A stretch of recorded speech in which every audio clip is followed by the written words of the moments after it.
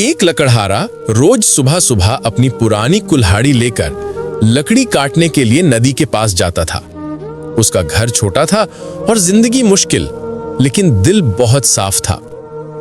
एक दिन वो लकड़ी काट रहा था कि अचानक पांव के नीचे पत्थर फिसल गया और उसकी कुल्हाड़ी सीधा नदी के गहरे पानी में गिर गई। लकड़हारा घबरा गया। अब मैं काम कैसे करूंगा? मेरे घर का चूल्हा भी कैसे जलेगा? वो उदास होकर रो पड़ा और हाथ जोड़कर दुआ की। तभी नदी का पानी चमका और उसमें से एक परी उभर कर सामने आई। उसने पूछा, क्यों रोते हो? लकड़हारे ने सच्चाई से सारी बात बता दी। परी मुस्कुराई और फिर पानी में डूब गई। कुछ लम्हों बाद वो सुनहरी चमकदार कुल्हाड़ी लेकर ऊपर आई। उसने पूछा, क्या ये कुल्हाड़ी तुम्हारी है? लकड़हारे ने जोर से कहा, नहीं, ये मेरी नहीं है। परी ने हैरानी से देखा, फिर दोबारा डूबी। इस बार वो चांदी की कुल्हाड़ी लेकर वापस आई।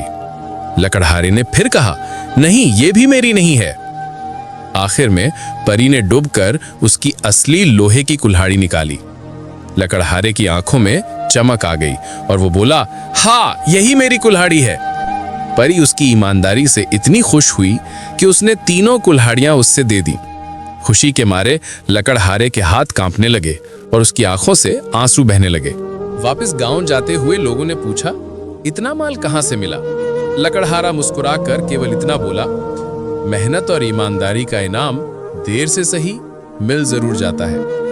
उस दिन के बाद गांव वाले उसकी इज्जत करने लगे, क्योंकि उसने साबित कर दिया, ईमानदारी हमेशा जीतती है।